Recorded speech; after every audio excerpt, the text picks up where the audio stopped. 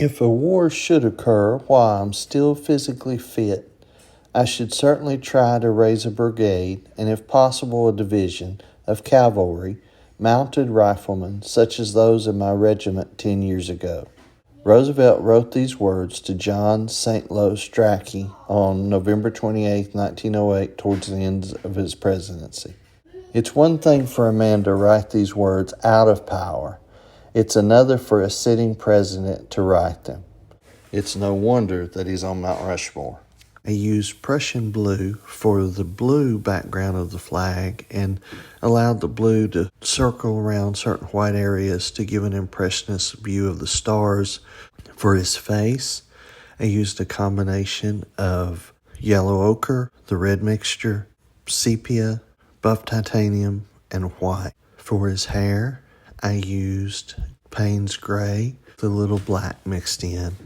And then for his suit, a combination of Payne's gray, blue, and sepia, with buff titanium for the background and some sepia for the lines in the building, and then black for the inside of his hat and for the window behind the president. I love Teddy Roosevelt because he seemed to love, sleep, and breathe a fascination with our country. He was working hard to do what he felt was best for all sides. Was he always right? No. Was he always trying? Yes. It's amazing that as a child, he witnessed the funeral procession of Abraham Lincoln, and he looked to Washington and Lincoln as both two of his heroes. He mentioned them in his inauguration speech. It's no wonder that he became something of a symbol of our country just like they did. That it was a country that was always trying to fight for what was right, explore what was new, and work to help wherever he could.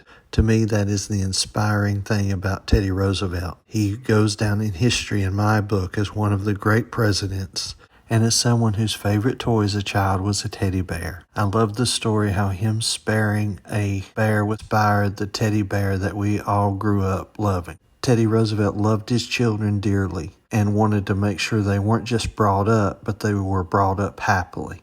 I hope that this adventure in painting and these stories about Teddy Roosevelt will inspire you to paint, to find out more about our country, and to find out about the people whose faith held them to a higher standard. Because my favorite story about Teddy Roosevelt was a joke they told as he was vice president. They didn't mean it as a compliment, but I've always loved it. They said that Teddy Roosevelt died and went to heaven. And he said that they needed to reorganize the choir, he told St. Peter. And he said, we need 100 altos, 100 sopranos. St. Peter said, who's going to sing bass? Teddy Roosevelt smiled and said, I'll sing bass. He was not the arrogant person he's portrayed. He was confident but not cocky.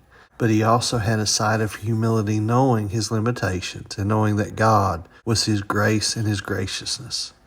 And I love, and always will, love Teddy Roosevelt. He also made up with an argument that he had with Tad. And some say Teddy Roosevelt was wrong in it. Maybe he was, maybe he wasn't. Either way, they rekindled their friendship and learned that even the biggest man is his greatest whenever he admits that he's wrong or he apologizes and makes peace.